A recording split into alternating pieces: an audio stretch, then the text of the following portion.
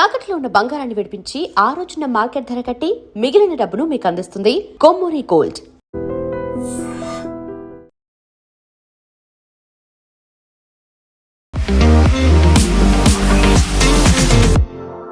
నమస్తే, నేను Kavitha. Welcome to iDream news and నిజాలు. హార్ముజ్ జలసంధిని 48 గంటల్లోపు ఓపెన్ చేయాలి అంటూ ఒక డెడ్లైన్ విధించిన డొనాల్డ్ ట్రంప్ ఎందుకని అంత సడన్గా 5 రోజుల బ్రేక్ అనేది కూడా అనౌన్స్ చేశారు. ఈ బ్రేక్ని ఇజ్రాయెల్ ఎందుకు యాక్సెప్ట్ చేయట్లేదు? ఇరాన్ నుంచే చర్చల ప్రతిపాదన వచ్చింది, డిస్కషన్స్ అవుతున్నాయని ట్రంప్ చెప్తున్నప్పుడు ఇరాన్ దాన్ని ఎందుకు కొట్టి పారేస్తోంది? యాక్చువల్గా అక్కడ ఏం జరుగుతోంది? డొనాల్డ్ ట్రంప్ ఎందుకని అంత సడన్గా 5 రోజుల బ్రేక్ అనేది అనౌన్స్ చేశారు? మనతో పాటుగా ఉన్నారు సీనియర్ జర్నలిస్ట్ సురేష్ కొచ్చాతిల్ గారు. సార్ నమస్తే. నిన్న మనం మాట్లాడుకున్న దానికి ఈవినింగ్ కల్లా అంత సడన్ చేంజ్ ఎందుకని వచ్చింది? 48 గంటలు అన్నారు, ఒక డెడ్ లైన్ చెప్పారు, అయిపోయింది. తర్వాత 5 రోజుల బ్రేక్ అన్నారు. 5 రోజుల బ్రేక్ కూడా వన్ సైడెడ్గా వచ్చినట్టుంది. ఐదర్ ఇజ్రాయెల్ ఆర్ ఇరాన్ కూడా యాక్సెప్ట్ చేయట్లేదు. కవిత గారు, నిన్న మన ఛానల్ కాదు ఇంకో ఛానల్ మాట్లాడుతూ నేను తమాషగా చెప్పాను. యాక్చువల్లీ బై జోక్ కసెడ్ ట్రంప్ ఈ 45 గంటలు ఏమి ఉండదు, ఆయన పోస్ట్పోన్ చేస్తాడు చూడండి అని చెప్పాను. ఇప్పుడు వాళ్ళ క్లిప్ తీసుకొని ఆడుకుంటున్నారు, దాన్ని ట్రోల్ చేస్తున్నారు వాళ్ళు. Typically that's what he did. 48 గంటలు అనేది కాదు, ఆయన డెఫినెట్గా దాన్ని పోస్ట్పోన్ చేస్తాడని అందరికి తెలిసిందే. ఏంటిది? ఇది కాల్పుల విరమణ కాదు. ఓకే, ఆయన ఏమంటున్నా అంటే మేము మాట్లాడుతున్నాం, ఇరాన్తో మాట్లాడుతున్నాం. అది కూడా వాళ్ళు కాల్ చేసిండు, ఎవరు అని చెప్పట్లేదు. వాళ్ళు అంటే is it Oman, is it Turkey or is it మన ఈజిప్ట్? ఎందుకంటే పాకిస్తాన్ పేరు కూడా చెప్తున్నారు. పాకిస్తాన్ని లొకేషన్గా పెట్టుకున్నారు, ఎందుకంటే వీళ్ళు ఇటువైపు వెళ్ళలేరు. సౌదీ అరేబియా పైనుంచి ఓవర్ఫ్లై చేయనియరు ఇరానియన్ షిప్స్ని, ఇరానియన్ ఎయిర్క్రాఫ్ట్ని. ఇటువైపు వెళ్ళొచ్చు, పాకిస్తాన్ వైపు. అది కూడా జరగలేదు, ఫిజికల్ మీటింగ్ జరగలేదు. ఫిజికల్ మీటింగ్ ట్రంపే చెప్పారు నిన్న, ఫిజికల్ మీటింగ్ జరగలేదు, we're speaking on the phone అని చెప్పారు. ఫస్ట్ స్టెప్ ఎవరిని కలిశారు, ఎవరితో మాట్లాడారు? జారెడ్ కుష్నర్, వాళ్ళ Trump son in law, and Steve Witkoff ఆయన పార్ట్నర్, బిజినెస్ పార్ట్నర్. వీళ్ళిద్దరూ మీట్ అయ్యారు, మాట్లాడారన్నారు. ఇరాన్ అన్నారు మేము ఎవరితో మాట్లాడలేదు. మీరు కూడా చూసుంటారు స్టేట్మెంట్ వాళ్ళది. ఈయన చెప్పిన తర్వాత గంట సేపట్లో అది వచ్చేసింది. ఈయన అన్నారు we are speaking to one very senior figure in Iranian this one. And senior figure ఇప్పుడు ఎవరు లేరు వాళ్ళ దగ్గర. ఉన్నది ఒక ప్రెసిడెంట్ ఉన్నారు, స్పీకర్ ఆఫ్ ద వాళ్ళ పార్లమెంట్ ఉన్నారు, అది కాకుండా సుప్రీం లీడర్ ఉన్నారు. ఆయన ఉన్నారో లేదో తెలియదు. ఈ పరిస్థితిలో రూమర్స్ స్టార్ట్ అయింది. ఈయన మాట్లాడుతూనే స్పీకర్తోనే మాట్లాడుతుండొచ్చు, ఎందుకంటే వాళ్ళ దాంట్లో హైరార్కీలో speaker is very powerful position, మనలాగా కాదు. లారిజానీ మొన్న కొట్టేశారు చూడండి, he was security chief, he was the speaker. 8 సంవత్సరాలు ఆయన స్పీకర్గా ఉండే పార్లమెంట్ది. So it's very powerful post. So బహుశా ఈయనతో మాట్లాడుతున్నాను అనుకుంటే ఆయన కూడా డినే చేశాడు. ఇప్పుడు మళ్ళీ ఎవరితో మాట్లాడుతున్నారు, గోడతో మాట్లాడుతున్నారో అర్థం కావట్లేదు. సో ద థంబ్ రూల్ ఏంటంటే, ఒకటి ట్రంప్కున్న ఒకది సెన్సేషన్ క్రియేట్ చేయడం, అక్కడిక్కడ లేకుండా లాంగ్వేజ్ అసలు మార్చేస్తారు. ఫర్ ఎగ్జాంపుల్ నిన్న అడిగారు మీడియా వాళ్ళు, ఎయిర్క్రాఫ్ట్ దగ్గర ఎయిర్ ఫోర్స్ 1 పక్కన నిలబడి మాట్లాడుతున్నప్పుడు, మీరు ఏమేమి దీంట్లో పాయింట్స్ ఏమి డిస్కస్ చేసినారు? మా దగ్గర 15 పాయింట్లు ఉందన్నారు. And point number 1, 2, 3 ticked off over, discussion అయిపోయిందన్నారు. ఏంటి పాయింట్ నెంబర్ 1? యురేనియం వాళ్ళ దగ్గర they can never have a nuclear weapon అన్నారు. అది ఎట్లా చేస్తారంటే, వాళ్ళ దగ్గర న్యూక్లియర్ డస్ట్ ఉంది కదా, ఆ డస్ట్ అంతా మేము తీసుకుంటాం అన్నారు. అప్పుడు ప్రెస్ వాళ్ళకు కూడా అర్థం కాదు, ఈ డస్ట్ ఏంటి, న్యూక్లియర్ డస్ట్ ఫస్ట్ టైం వింటున్నాం మనం. ఈ గోల్డ్ డస్ట్ అని విన్నాం, కానీ న్యూక్లియర్ డస్ట్ ఏంటి? అది యురేనియం గురించి మాట్లాడుతున్నాం, ఆయనకు అది కూడా తెలియదు. ఎవరు ఆయన్ని బ్రీఫ్ చేస్తున్నారు, ఎవరు ఆయనతో మాట్లాడుతున్నారు? ఇన్ఫ్యాక్ట్ ఆయన ఇరానియన్స్ గురించి అంటున్నారు, ఇరానియన్స్ మాట్లాడలేదు ఎక్కువ అని చెప్పి ఎవరో మీడియాలో అడిగారు. వాళ్ళ దగ్గర ఒక పిఆర్ ఏజెన్సీని తీసుకురామనండి, వాళ్ళు బాగా చేస్తారు దీనికన్నా అంటున్నారు. అంటే ఇరానియన్స్ వాళ్ళు ఎక్స్ప్రెస్ చేయలేకపోతున్నారంట వాళ్ళు చేసింది. ఎనీవే, ట్రంప్ ఐడియా ఏంటి? ఆయనకి కవిత గారు 2-3 ఇష్యూస్ ఉన్నాయి. ఒకటి, వాళ్ళ బేస్లోనే మాగా బేస్, ఈవెన్ దో వాళ్ళు సాలిడ్గా ట్రంప్ ఎంటర్ ఉంటారు, వాళ్ళు ట్రంప్ ఏమన్నా కానీ రేపు లోకం అయిపోతుందంటే ఎస్ అంటారు, కాదంటే కూడా ఎస్ అంటారు వాళ్ళు. అట్లాంటి వాళ్ళు వాళ్ళ మ్యాగా డేటాబేస్లో చాలామంది దాంట్లో ఉన్న వాళ్ళకి ప్రాబ్లం వస్తుంది. దట్ వాళ్ళు ఈ ఫ్యూయల్ ప్రైసెస్తోనే వాళ్ళకి చాలా ఇష్యూస్ ఉన్నాయి. అమెరికాలో ఇప్పుడు gas prices is $4 for a gallon. Gallon is about 3.5 litres. Diesel $5 per gallon. 3 నుంచి 4 వెళ్ళింది, డీజిల్ ఏమో 3 నుంచి 5కి వెళ్ళింది. సో డెఫినెట్లీ దాని ఒక పుష్ బ్యాక్ ఉందని. రెండవది, వాళ్ళ స్టాక్ మార్కెట్ పడిపోయింది. అన్నీ ప్రతి కంట్రీలో పడిపోయింది, మనది కూడా అంత సంగతి. Because we are not an island, మనం కూడా వాళ్ళతోనే రియాక్ట్ అవుతాం. కానీ మోర్ ఇంపార్టెంట్లీ వీళ్ళ దగ్గర బాండ్ మార్కెట్ ఒకటి ఉంది. ఈ బాండ్ మార్కెట్ ఇంట్రెస్ట్ రేట్స్ చాలా క్రూషియల్. అమెరికన్ గవర్నమెంట్, మన గవర్నమెంట్ కూడా రిజర్వ్ బ్యాంక్ బాండ్స్ ఇష్యూ చేస్తారు. ఇక్కడ రేవంత్ రెడ్డి వాళ్ళ గవర్నమెంట్కి తీసుకుంటారు 18,000 కోట్లు, 5,000 కోట్లు అలా బాండ్ తీసుకుంటారు. దానికి ఇంట్రెస్ట్ కట్టాల్సి వస్తుంది. ఇంట్రెస్ట్ తక్కువ ఉంటుంది. మనం మార్కెట్ నుంచి బ్యాంక్కి వెళ్ళి తీసుకుంటే 10% ఉంటే, 8% ఉంటే, వీళ్ళ దగ్గర reserve bank government to government 4% ఇస్తారు. ఇది అమెరికన్ గవర్నమెంట్ కూడా చేస్తారు. మనకి ఆల్మోస్ట్ ఇండియాకి $250 మిలియన్ మనకి బాండ్స్ ఇష్యూ చేశారు వాళ్ళ అమెరికన్ గవర్నమెంట్. మన వాళ్ళ అప్పు మన దగ్గర ఉంది. దాంట్లో వీ హ్యావ్ రిడీమ్డ్ $100 మిలియన్, ఇంకా 150 మన దగ్గర ఉంది. ఈ బాండ్ రేట్ పెరిగితే it is indication that your economy is in trouble. Me economy ఏదో పెద్ద ప్రాబ్లంలో పడిపోతుందని తెలిసిపోతుంది.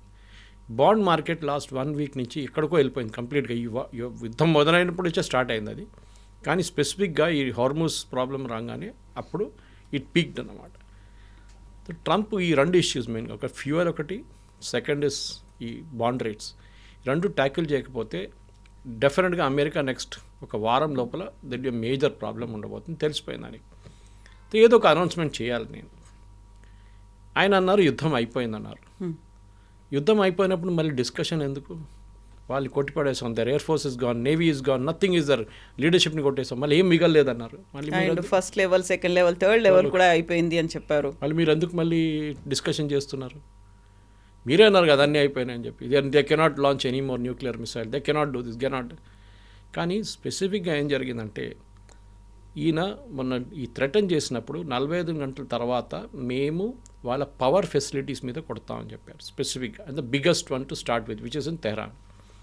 ఇరానియన్ పవర్ ఇన్ఫ్రాస్ట్రక్చర్ ఒక సింగిల్ మొనోలిత్ కాదు. అంటే మొనోలిత్ అంటే ఎక్స్ప్లెయిన్ చేయాలంటే మీకు ఒక సింగిల్ పెద్ద ప్లాంట్ కాదు. ట్రంప్కి అది కూడా తెలియదు. ఇజ్రాయెల్కి అట్లా ఉంది. చాలా దేశాలకి ఒక సెంట్రల్ పవర్ స్ట్రక్చర్ ఉంటుంది, అక్కడి నుంచి డివైడ్ అవుతుంది పవర్ అని. మనకు కూడా లేదు అట్లా. మనకి నాగార్జున సాగర్ ఇక్కడ ఉంది, శ్రీశైలం అక్కడ ఉంది, బాక్రానంగల్ ఇక్కడ నార్త్లో ఉంది, ఇక్కడ మన కల్పాకం ఇక్కడ ఉంది. These are different places. Kudankulam nuclear power plant, like that different. Thermal కొత్తగూడెంలో మన ప్లాంట్స్ డిస్ట్రిబ్యూటెడ్ ఉన్నాయి. మన ఒక్క ప్లాంట్ని కొడితే ఆ ప్లాంట్ ప్రాబ్లంలో వస్తుంది, మిగతా ప్లాంట్కి ప్రాబ్లం రాదు. అఫ్కోర్స్ గ్రిడ్ ఇష్యూ ఉంటుంది, గ్రిడ్ ఫ్రీక్వెన్సీ పడిపోతుంది ఇమీడియట్గా. కానీ we can isolate that grid, పెద్ద ఇష్యూ కాదు. ఇది ట్రంప్ కూడా తెలియదు. మేము వాళ్ళు అన్నిటికంటే పెద్దదాన్ని కొట్టిపోతున్నాం అంటే ఆయన కథ పెద్దదనే కాన్సెప్ట్ లేదు. ఇవాళ వాళ్ళ ఎనర్జీ మినిస్టర్ ఎక్స్ప్లెయిన్ చేశారు అది మీడియాకి. Unlike Israel or other Arab countries, మేము అది డిస్ట్రిబ్యూషన్ కూడా మేము కంప్లీట్లీ డీసెంట్రలైజ్ చేసాం. మనం దీని గురించి డీసెంట్రలైజేషన్ ఆఫ్ మిసైల్స్ గురించి మాట్లాడాం చూడండి. ప్రతి డిస్ట్రిక్ట్కి వాళ్ళు వాళ్ళ కమాండర్స్ని పెట్టుకున్నారు. ఇదే వాళ్ళు పవర్ కూడా చేశారు. వాళ్ళ బ్రెయిన్ ఆలోచించండి. వాళ్ళు ద థాట్ త్రూ దిస్, రేపు మా మీద ఇట్లాంటి ఒక దాడి జరగవచ్చు అనేది. ఇప్పుడు వాళ్ళేమన్నారంటే మమ్మల్ని కొట్టారా, okay we will undergo the problem, but మిమ్మల్ని కొడతాం. ఎవరిని? సౌదీ అరేబియాని, ఖత్తర్ని, కువైట్ని, అందరినీ మేము వాళ్ళ పవర్ స్ట్రక్చర్ మీద కొడతాం. కొట్టినప్పుడు ఏమవుతుంది? 1, వాళ్ళ పవర్ సిస్టమ్ మొత్తం పోతుంది. రెండవది, ఎందుకంటే వీళ్ళందరూ గ్యాస్ లేకుండా ఆయిల్ మీద ఆపరేట్ చేస్తారు. We will destroy that. వీళ్ళ డీసాలినేషన్ ప్లాంట్ కూడా పోతుంది దాంతో. ఖత్తర్ లాంటి కంట్రీలో 100% వాళ్ళ నీళ్ళు, తాగే నీళ్ళ నుంచి వాళ్ళు పనికైనా యూజ్ చేసే నీళ్ళు కూడా, స్నానం చేయడం కూడా వాళ్ళు డీసాలినేషన్ ప్లాంట్ నుంచి వస్తున్న నీళ్ళు వాడుకుంటారు. సముద్రం నుంచి మార్చిన నీళ్ళు అవి. సీ నుంచి డీసాలినేషన్ సాల్ట్ తీసేసి ఆ ప్రాసెస్లో స్వీటన్ అప్ చేసి కొంచెం తీసుకొస్తుంది. వేరే Saudi Arabia 50%. They have 50% normal water. ఎందుకంటే చాలా పెద్ద కంట్రీ, వాళ్ళ దగ్గర అక్విఫైర్స్ ఉండొచ్చు, మనలాంటి బోర్వెల్స్ ఉండొచ్చు, ఏదైనా ఉండొచ్చు. వాళ్ళ దగ్గర రివర్స్ ఎంత పెద్ద రివర్స్ ఏం లేవు వాళ్ళ దగ్గర. ఇటువైపు కువైత్ దగ్గర same problem, Bahrain same issue, నీళ్ళు లేవు వాళ్ళ దగ్గర. మీరు కొట్టారో మేము నీళ్ళు కొట్టేస్తాం. ఇమ్మీడియట్లీ అరబ్ కంట్రీస్కి ప్యానిక్ అయిపోయారు వాళ్ళు. ఎందుకంటే ఎక్కువ, మన ఖత్తర్ అంటే 4 లక్షల మంది వాళ్ళ పాపులేషన్, కానీ మన పాపులేషన్ దానికన్నా చాలా ఎక్కువ. నేను మోదీ గారు చెప్పారు చూడండి, 1 కోటి మంది Indians, 1 crore people are working in GCC countries. The impact అందరి మీద ఉండబోతుంది. వీళ్ళు ప్యానిక్గా ఇమ్మీడియట్లీ ట్రంప్కి మెసేజ్ పంపించారు that you cannot do this. మీరు చేస్తే ఎల్లుండి మేము ఉండం, మా దేశమే మొత్తం పోతుంది కంప్లీట్గా. మా ప్రజలు రోడ్డు మీదకి వచ్చేస్తారు, హాస్పిటల్కి కరెంట్ ఉండదు, డీసాలినేషన్ ప్లాంట్కి కరెంట్ ఉండదు, దేనికి పవర్ ఉండదు. So Trump immediately reaction that నేను ఆపేస్తున్నాను 5 days. కవిత గారు, డే చూడండి. ఈయన అనౌన్స్ చేసిన ఏ రోజు అనౌన్స్ చేశారు? Monday, Tuesday, Wednesday, Thursday, Friday. Stock market open ఉండేది ఈ 5 రోజులు.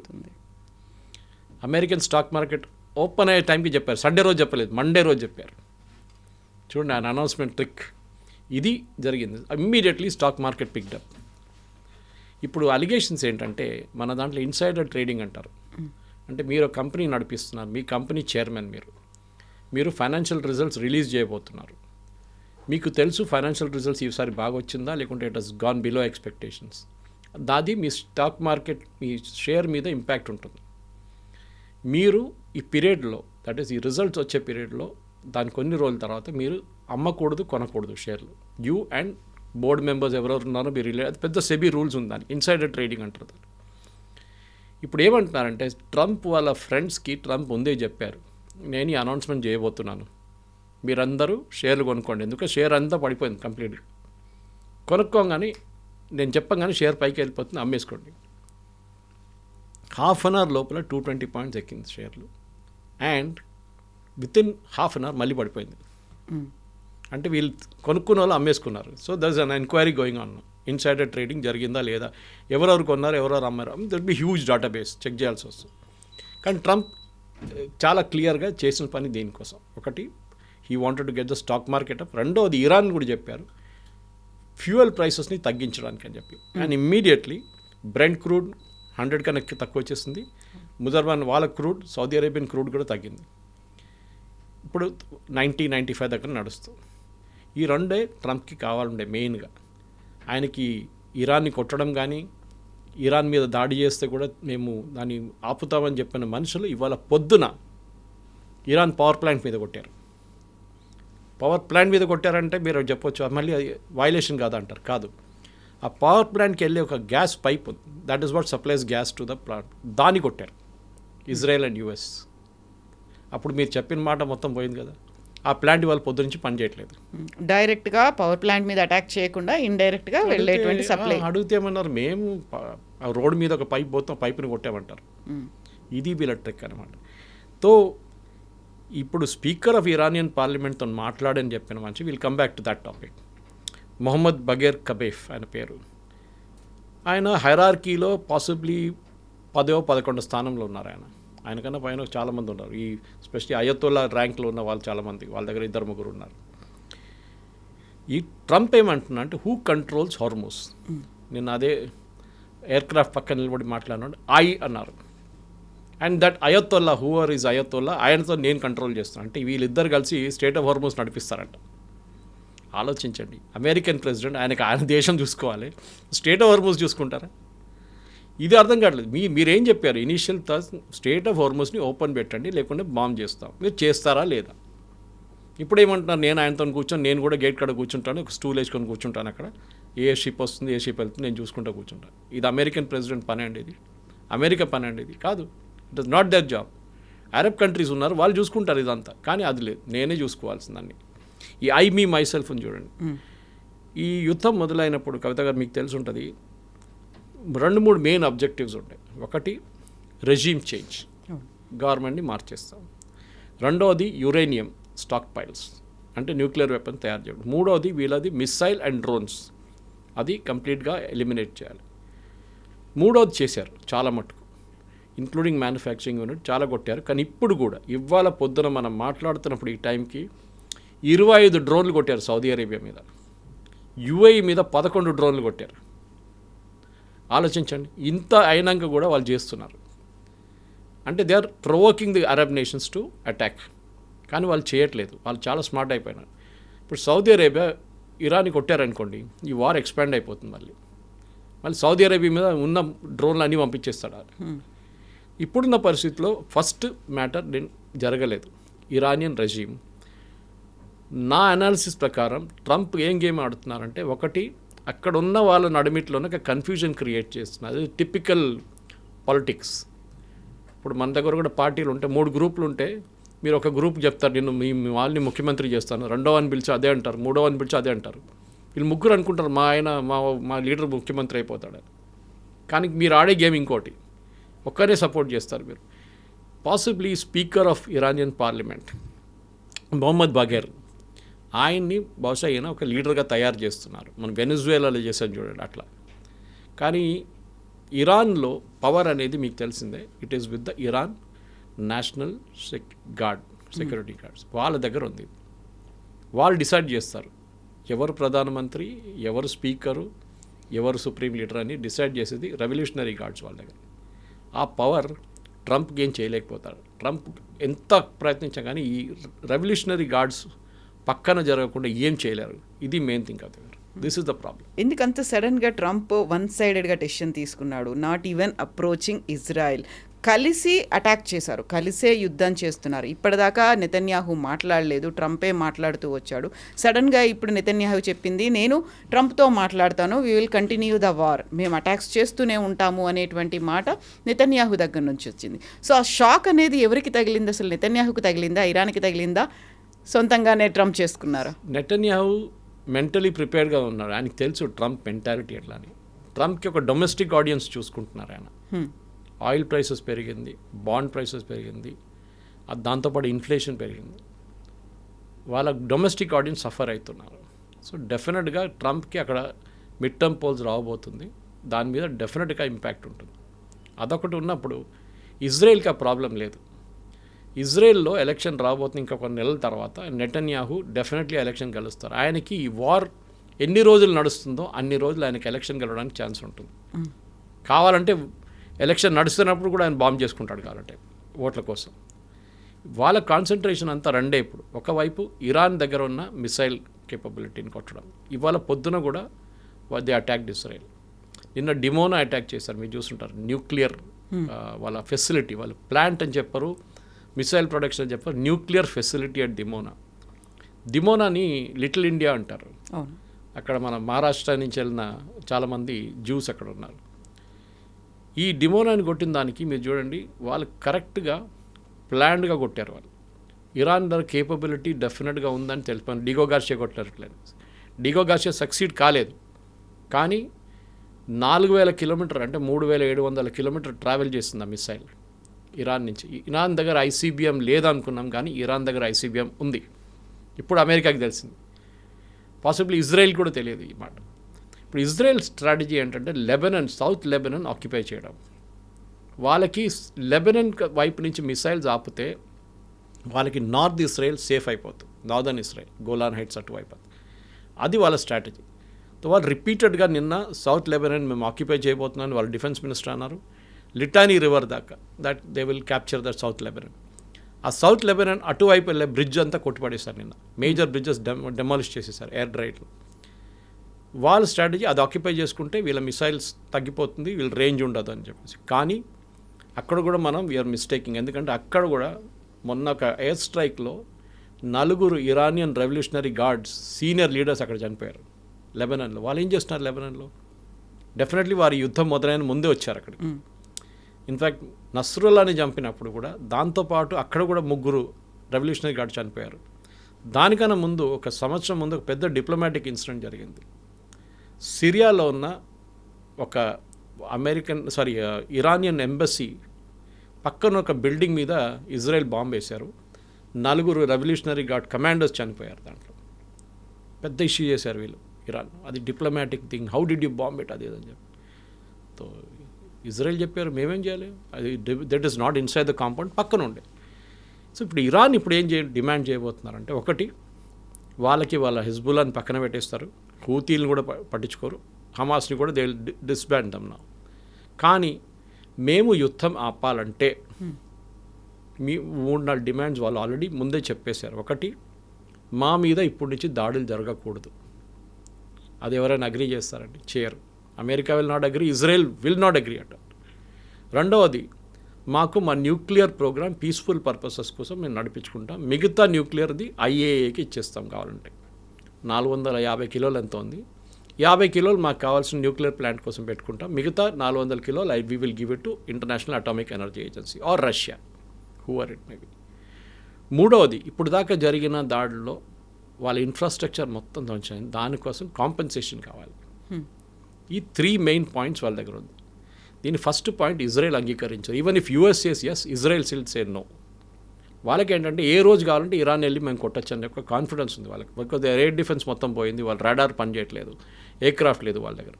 So they are doing this.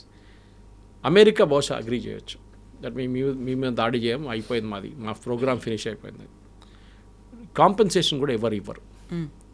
Uranium is a touch issue. ఎందుకంటే యురేనియం ఒకసారి వీళ్ళ చేతికి వచ్చేస్తే అమెరికా ఆర్ ఐఏఏ ఒక కాన్ఫిడెన్స్ వచ్చేస్తుంది, వీళ్ళు ఇంకా న్యూక్లియర్ వెపన్స్ డెవలప్ చేయలేరు అని చెప్పేసి. ఈ 3 పాయింట్స్ వాళ్ళు అడిగారని చెప్పి నిన్న కూడా I made a note of that అన్నమాట. కానీ ఇక్కడి నుంచి ముందుకు వెళ్ళాలన్నప్పుడు వీళ్ళు ఏం చేస్తారు, what should be the next step of America.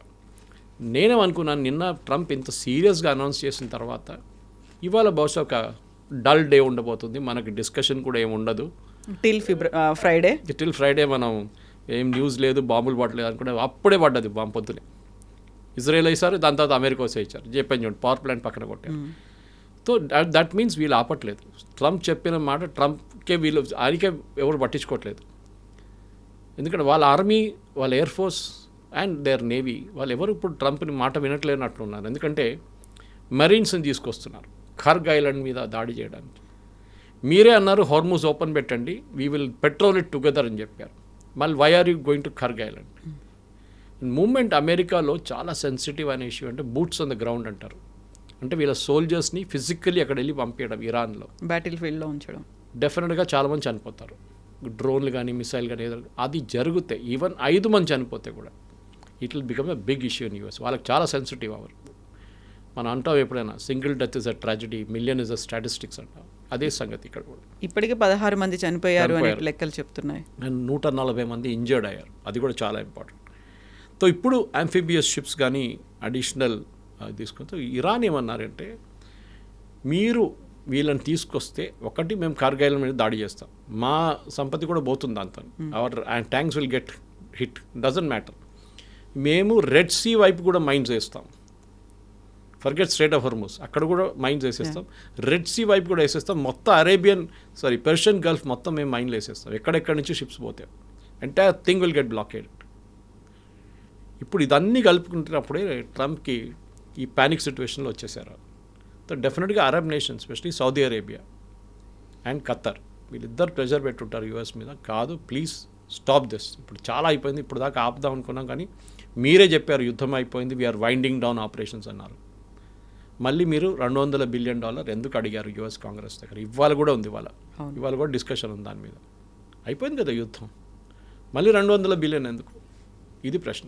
ఇరాన్కి అంత స్ట్రెంగ్త్ ఎక్కడి నుంచి వస్తుంది, ఎలా వస్తుంది? ఇన్ని రోజులుగా కంటిన్యూ అవుతుంది, 4th వీక్ అనేది ఉంది, అండ్ ఫైటింగ్ వెరీ స్ట్రాంగ్ అనేది ఉంది కదా. ఇరాన్లో అందరు అండర్ ఎస్టిమేట్ చేశారండి. అది not just president Trump, Benjamin Netanyahu, GCC countries, అందరూ ఎవ్రీబడి అండర్ ఎస్టిమేటెడ్ ఇరాన్. వాళ్ళు అనుకున్నారు వీళ్ళని ఫస్ట్ డే కొట్టారు చూడండి, దాంతో ఇరాన్ అయిపోయింది, సరెండర్ అయిపోతారు, ట్రంప్ చెప్పినట్ల నేను ఇంటర్వ్యూ తీసుకుంటాను నెక్స్ట్ లీడర్ కోసం, అన్నీ రెడీగా ఉన్నారు వాళ్ళు. కానీ ఇరాన్ ఇట్లా రిటర్న్ ఏం చెప్తారు అటాక్ చేస్తారని వీళ్ళు ఎవ్వరు అనుకోలేదు, కళలో కూడా వీళ్ళు రాకపోవచ్చు, చేశారు వాళ్ళు. అని దానికి కారణం ఏంటంటే, ఒకటి they had time to prepare, చాలా మెథాడికల్గా ప్రిపేర్ అయ్యారు వాళ్ళు. నేను చెప్పాను చూడండి, ఈ డిస్ట్రిబ్యూషన్ అంటే వార్, నిన్న రాత్రి కూడా I was hearing on military ఛానల్లో నేను ఒక ప్రోగ్రామ్ విన్నాను, వార్ అనేది, and even Fareed Zakaria did a very good program దాని గురించి. $20,000 ఉన్న డ్రోన్ని యూజ్ చేసి $5 మిలియన్ ఉన్న ఒక మిసైల్ని కొట్టడం ఈ యుద్ధం కాన్సెప్టే మార్చేసింది. అమెరికాకి అర్థమైపోయింది, సరే మేము 20 డ్రోన్లు కొట్టుపడేసాం, కానీ మీ కాస్ట్ ఏంటి? What is the cost of bringing down the drone? You are spending millions. వాడికి ఏం పోయింది అంటే, ఒక $5 మిలియన్ ఉన్న ఒక మిసైల్కి యూ కెన్ బై 400 డ్రోన్స్. ఆలోచించండి ఎక్కడుంది. ఇరాన్ మాస్ ప్రొడ్యూస్ చేస్తారు. ఇప్పుడు నిన్న ఎవరో చూసాను, Indian army should have 1 lakh drones అంటున్నారు. రేపు పాకిస్తాన్ అటాక్ చేయండి, మన దగ్గర 1,00,000 డ్రోన్లు ఉండాలి, మనం పంపిస్తూనే ఉండాలి వాళ్ళ వైపు అంటున్నారు. లాజిక్ కరెక్ట్ అది. ఇప్పుడు యుక్రెయిన్లో చూస్తున్నారు మీరు, మేము అందరూ అన్నారు రష్యా యుక్రెయిన్ వారు ఇట్లానే ఇజ్రాయెల్ గాజా లాగా ఉంటుంది, 2 రోజులు అయిపోతుంది, 3 రోజులు ఫినిష్ చేసేస్తారు పుటిన్. 4 సంవత్సరాలు అయింది, 1,00,000 మంది ఇక్కడ చనిపోయారు, 1,00,000 మంది అక్కడ చనిపోయారు. Any result? No result. ఇప్పుడు కూడా యుక్రెయిన్ రష్యా మీద దాడులు చేస్తున్నారు, ఏది డ్రోన్స్ యూజ్ చేసి. రష్యా ఏం చేస్తున్నారు, ఇరాన్ ఇచ్చిన షహీద్ డ్రోన్స్ వాడుకుంటున్నారు, which is what they are using against Saudi Arabia and వాళ్ళ నేబర్స్ విత్ రింగ్. వార్ అనే కాన్సెప్ట్ కూడా దీంట్లో చాలా మటుకు అమెరికా ఒక అర్థం చేసుకున్నారు. మైట్ ఈస్ నాట్ రైట్ అంటే మీ దగ్గర పెద్ద షిప్లు, పెద్ద మిసైల్ సిస్టమ్స్, అది ఇది టామహాక్ పనికి రాదు. జెరాల్డ్ ఫోర్డ్లో లాండ్రీ రూమ్లో ఒక ఫైర్ వచ్చింది, అది అవుట్ ఆఫ్ యాక్షన్ అయిపోయింది, గాన్ ఫినిష్డ్. మీ దగ్గర ఉన్న F-35 బాంబర్ మీద ఇరాన్ స్టెల్త్ బాంబర్ మీద వాళ్ళు అటాక్ చేశారు. వాళ్ళ దగ్గర అంత పెద్ద యాంటీ ఎయిర్క్రాఫ్ట్ సిస్టమ్స్ లేదు. వాళ్ళ మిసైల్స్ ఉండొచ్చు, డ్రోన్స్ ఉండొచ్చు, కానీ యాంటీ ఎయిర్క్రాఫ్ట్ సిస్టమ్స్ ఎక్కడి నుంచి వచ్చింది? వాళ్ళ పాత చైనీస్ సిస్టమ్ ఉండొచ్చు, లేకుంటే రష్యన్. మీ దగ్గర F-35 suppose B stealth bomber, రాడార్లా కనిపించదు, వాళ్ళకి ఎట్లా కనిపించింది? This is going. అప్పుడు యుఎస్ అందరికన్నా ఇది వాళ్ళు అనుకున్నారు, మా దగ్గర ఉన్న technology world's most powerful army, మా నేవీ పవర్ఫుల్ ఉంది, అన్నీ బాగానే ఉంది. కానీ ఇప్పుడు కూడా మీరు స్ట్రేట్ ఆఫ్ హార్మోస్ ఒక హైపోథెటికల్ సిచ్యువేషన్ తీసుకుందాం కవిత గారు. రేపు స్ట్రేట్ ఆఫ్ హార్మోస్ మేము ఓపెన్ చేయమని ఇరాన్ చెప్తున్నప్పుడు అమెరికా ఏం చేస్తాం? వాళ్ళు దాడి చేస్తారు వీళ్ళ మీద. మేము ఎస్కాట్ చేసి షిప్స్ని తీసుకెళ్తా అంటారు. Okay, great. తీసుకెళ్తున్నప్పుడు ఒక చిన్న బోట్ చాలు. మన దగ్గర ఈ ఇన్ఫ్లేటబుల్ బోట్స్ ఉంటుంది, యమహా మోటార్ పెట్టుకొని నడిపిస్తారు. అట్లాంటి ఒక మోటార్ ఇద్దరు కూర్చోవచ్చు, ముగ్గురు కూర్చోవచ్చు. దాంట్లో సూయిసైడ్గా యూజ్ చేసుకుంటారు. దాన్ని వెళ్ళి షిప్స్ని కొడతారు. ఒక్క షిప్ కొడితే చాలు, సైకలాజికల్ ఇంపాక్ట్ మిగతా అందరి మీద ఉంటుంది. అది it cannot move. Strait of Hormuz open చేయాలంటే Iran should agree first. Iran చెప్పాలి ఎస్ వీ విల్. దీనికి నెగోసియేషన్స్ అంటారు. ఇది నెగోసియేషన్ చేయాల్సిన పని చేసేటోళ్ళు ఎవరు కనిపించట్లేదు. స్టీవ్ విట్కాఫ్ అండ్ యారెడ్ కుష్నర్కి ఏం పొలిటికల్ ఎక్స్పీరియన్స్ ఉంది? ఏం లేదు. వీళ్ళు ఒకడైతే one fellow is brother, son in law, other guys business partner real ఎస్టేట్లో. ఆ రియల్ ఎస్టేట్ తోటి నెగోషియేట్ చేస్తున్నారు. దీనికి కావాల్సింది ప్రొఫెషనల్ కావాలి, కూర్చొని కంప్లీట్గా నెగోషియేట్ చేసి. పాత దాంట్లో సిస్టమ్ జాన్ బోల్టన్ వాళ్ళ దగ్గర చాలామంది ఉన్నారు అట్లాంటి ఎక్స్పీరియన్స్ పీపుల్, కానీ వాళ్ళు ఎవరు ఇప్పుడు ముందుకు రారు. ఎందుకంటే ఈ ట్రంప్ బిహేవియర్ చూసి వాళ్ళు భయపడుతున్నారు. ఒక్కరోజు ఏదో అంటాడు, నెక్స్ట్ డే ఇంకోది అంటాడు. They cannot do like that. Negotiations అన్ని చాలా కేర్ఫుల్గా చేయాల్సి వస్తుంది. సో బహుశా ఎవరైనా ఎక్స్పీరియన్స్డ్ వాళ్ళని తీసుకొచ్చి వాళ్ళు కూర్చోబెట్టి నెగోషియేట్ చేస్తే బాగుంటుంది. అది ఎవరు నాకు ఇప్పుడు Egypt is a good idea, డెఫినెట్గా Egyptian president is a good idea. Jordanian king ఆ లెవెల్లో ఉండాలి. ఏదో వాళ్ళ పిల్లల్ని పంపించడం కాదు, డిఫెన్స్ మినిస్టర్ నువ్వు మా ఫారిన్ మినిస్టర్ వెళ్ళని చెప్పడం కాదు. దట్ టాప్ లెవెల్లో ఈ నెగోసియేషన్స్ ఉండాలి. షార్మల్ షేక్కి వెళ్ళండి, లేకుంటే జెనీవాకి వెళ్ళండి, ఎక్కడైనా వెళ్ళండి, but SIT down and talk. ఎందుకంటే ఈ యుద్ధం అనేది మొత్తం లోకం మొత్తం మార్చేస్తుంది. ఒక ఏం చెప్తారు, అపోకాలిప్స్ వచ్చింది మొత్తం అక్రాస్ ద వరల్డ్. ప్రతి ఎకానమీ, శ్రీలంకలో ప్రతి వారం ఒక 2 వీలర్కి 5 లీటర్లు పెట్రోల్ అండ్ 4 వీలర్కి 15 లీటర్ పెట్రోల్ అంతే ఫిక్స్ చేశారు. మన దగ్గర లేదు. మన దగ్గర చేస్తే అయిపోతుండే ఇప్పుడు దాకా. మోదీ మీద అది ఇది మొత్తం. ఇప్పుడు కూడా పెట్రోల్ ఫుల్ ట్యాంక్ కొట్టించుకుంటున్నారు అందరు. పాకిస్తాన్లో కూడా హై ఎండ్ కార్లకు ఇచ్చేటువంటి పెట్రోల్ అండ్ డీజిల్ని కూడా ఎక్కువ రేట్ పెంచేశారు, 300 rupees litre. Pakistan is 4-day week. Private companies, government organisation and స్కూల్స్కి 4-day వీక్ చేసేసారు. గవర్నమెంట్ వెహికల్స్ యూజ్ చేయకూడదు. మన దగ్గర ఆ పరిస్థితి రాలేదు, కానీ వస్తుంది. మోదీ గారు నిన్న స్పీచ్ ఇస్తూ అన్నారు, we have to change the way. కోవిడ్లో మనం ఎట్లా మార్చుకొని ఎట్లా ఛాలెంజ్ ఫేస్ చేసాం, మనం అదే టైప్లో మనం చేయాల్సి వస్తుంది. ఇక్కడే మళ్ళీ లాక్డౌన్ ఏమైనా పెడతారా అనే మాట కూడా వినిపిస్తుంది. లాక్డౌన్ జరగదు. Lockdown is no. దీనికి లాక్డౌన్ అక్కర్లేదు. It's not an infection. దీనికి కావాల్సింది ఏంటంటే మనం స్పెషలీ మన కుకింగ్ మెథడ్స్ మార్చుకోవాల్సి వస్తుంది చాలా మటుకు. అది 3-4 రేంజెస్లో ఉంటుంది. నిన్ననే గవర్నమెంట్ ఆఫ్ ఇండియా ఒక నోటిఫికేషన్ ఇష్యూ చేశారు. పైప్ న్యాచురల్ గ్యాస్ని ప్రయారిటీ ఇవ్వబోతున్నాం. మన దగ్గర భాగ్యనగర్ గ్యాస్ ఉంది, which belongs to Reliance. Pipe natural gas ప్రతి చోట్ల వాళ్ళు పైప్ వేసుకున్నారు, కానీ డిస్ట్రిబ్యూషన్ జరగట్లేదు. ఇది మన ఎలక్ట్రిసిటీ కనెక్షన్ లాగా. మీరు మెయిన్ రోడ్ మీద 11 kV వేసేసారు, కానీ లోపల తీసుకోవాలంటే మీకు లోవర్ లెవెల్ కావాల్సి వస్తుంది పవర్ సప్లై. అక్కడి నుంచి ట్రాన్స్ఫార్మర్కి వెళ్తుంది, ట్రాన్స్ఫార్మర్ నుంచి 220కి వెళ్తుంది. ఇది జరగట్లేదు. సో పైప్స్ ప్రతి చోట వేసారు, కానీ దాన్ని డిస్ట్రిబ్యూషన్ చేయట్లేదు. అది మనం on a war footing basis ప్రతి సిటీలో చేయాల్సి వస్తుంది. నేను బహుశా చెప్పే ఉంటాను మీద, నేను ట్రివాండ్రంలో ఉన్నప్పుడు when I was working with జనం టీవీ, నేను అక్కడ వాళ్ళు నాకు ఒక 3 bedroom ఫ్లాట్ ఇచ్చారు. నేను వెళ్ళి చూస్తే గ్యాస్ కావాలని గ్యాస్ కోసం సిలిండర్ కోసం దేవులాడితే అది తెస్తే no neat, it's a pipe gas అన్నారు, విచ్ ఇస్ అ రెవల్యూషన్. ఆ టైంలో I'm talking of Covid time. ఆ టైంలో కూడా వాళ్ళ దగ్గర పైప్ గ్యాస్, మన దగ్గర ఎన్నో అపార్ట్మెంట్స్ కొత్త అపార్ట్మెంట్స్ కూడా పైప్లు వేసారు, కానీ కనెక్షన్ ఇవ్వలేదు. సో గవర్నమెంట్ ఒక ఇన్సెంటివ్ ఇవ్వాల్సి. నేను కూడా మాట్లాడారు ఇన్సెంటివ్ గురించి. We have to have an incentive. Especially డాబాలు, రోడ్ సైడ్ డాబాలు, వాళ్ళకేం కావాలి, ఎథనాల్ బేస్ కుకింగ్ చేయొచ్చు వాళ్ళు, ఎందుకంటే ఫార్మింగ్ వాటి నుంచి ఎథనాల్ ఈజీగా వచ్చేస్తుంది వాళ్ళకి. రూరల్ ఏరియాస్లో బయోగ్యాస్ యూజ్ చేసుకోవచ్చు. అందరు చేయాలని చెప్పట్లేదు, కానీ we got use to LPG, అది ప్రాబ్లం. ఎల్పిజి మన దగ్గర లేదు, మనం బయట నుంచి తెప్పించుకోవాల్సింది. కానీ మేము ప్రొడ్యూస్ చేయొచ్చు, మీరు క్రూడ్ ఆయిల్ తెచ్చుకొని దాన్ని బై ప్రోడక్ట్గా చేయొచ్చు. ఎందుకు మన హీలియం దొరకట్లేదు?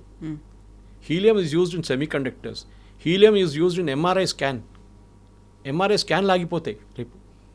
ఎక్కడి నుంచి తీసుకు మీరు మనం పెట్రోల్ డీజిల్ గురించి ఆలోచిస్తున్నాం, కానీ దాని యూసేజ్ ఎక్కడెక్కడికో వెళ్తుంది. అది ఇది మెయిన్ రీజన్. సో మనం ఏం చేయాలంటే right no priority, of course వాళ్ళ నడిమిట్లో వాళ్ళు కొట్టుకుంటారు, రేపు వాళ్ళు బై దోస్తులు అయిపోతారు, మనం బయట వీ విల్ బీ సఫరింగ్ అన్నమాట. సో మనం మన డిపెండెన్స్ ఆన్ గల్ఫ్, అక్కడున్న ఫారిన్ ఎక్స్చేంజ్ మనం ప్రిజర్వ్ చేయాలంటే వీ హ్యావ్ టు మన మార్పు మన వైపు కూడా తీసుకురావాల్సి వస్తుంది. గల్ఫ్ ఎట్లా మారుస్తున్నారు, ఎందుకంటే మొహమ్మద్ బిన్ సల్మాన్ అన్నారు ఈ ఆయిల్ ఎక్కువ రోజులు ఉండదు, we also got to change అన్నారు. ఇవాళ పొద్దున ఐ వాచ్డ్ చాలా మంచి ఒక ఆర్టికల్ వచ్చింది గల్ఫ్ న్యూస్లో.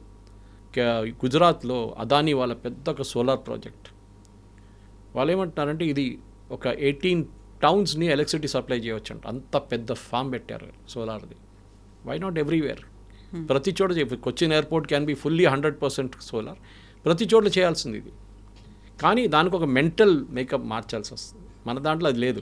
వీఆర్ కంఫర్టబుల్ విత్ ఎల్పిజి, కానీ ఎల్పిజి అక్కడి నుంచి రేపు రాదు. లేకుంటే ఇప్పుడు చూడండి ఖతార్ ఏమంటున్నా, నెక్స్ట్ 5 years మేము సప్లై చేయలేము, అంత డ్యామేజ్ జరిగింది మాకు. మీరు ఎక్కడికి వెళ్తారు? Qatar supplies world's 20% gas, liquid natural gas. మీరు ఎక్కడ వెళ్ళి తీసుకుంటారు? యూఎస్కి వెళ్తారా, రష్యాకి వెళ్తారా? ఇది పెద్ద ఒక డిబేటింగ్ పాయింట్ ఉంది కవిత గారు, that Indian society it self, ఎందుకంటే మనకు ఎక్కడో జరిగిన యుద్ధం అని కాకుండా మన మీద ఉన్న ఇంపాక్ట్ కూడా మనం నేర్చుకోవాలి. ట్రంప్ రేపు మనం చెప్పినట్ల అయిపోయింది, నేను ఫినిష్ చేసేసాను అన్నీ చెప్పుకుంటూ పోతారు, కానీ ఇది ఇప్పుడు కాదు, నెక్స్ట్ ఇంకో క్రైసిస్ వస్తుంది. దీనికన్నా ముందు ఫస్ట్ క్రైసిస్ 70s వచ్చింది, 90s వచ్చింది. దాని 10 year వార్ వచ్చింది అక్కడ, Iran and Iraq tanker war ఒకటి ఉండే, దాంట్లో అది సేమ్ స్ట్రైట్ ఆఫ్ హోర్మోస్లో జరిగింది ఆ వార్. ప్రతి దాంట్లో ఇట్లాంటి ఇంపాక్ట్ వచ్చింది. సో మనం కూడా ఈ నెక్స్ట్ క్రైసిస్ వచ్చేదాకా వెయిట్ చేయకుండా, క్రైసిస్ వచ్చే ముందు కూడా మనం ఇష్యూ సార్ట్అవుట్ చేసుకోవాలి. అది వన్ బిగ్ లెసన్ ఈ పర్టికులర్ కాన్ఫ్లిక్ట్ నుంచి. Okay sir, thank you so Thank you much. very much. Thank you.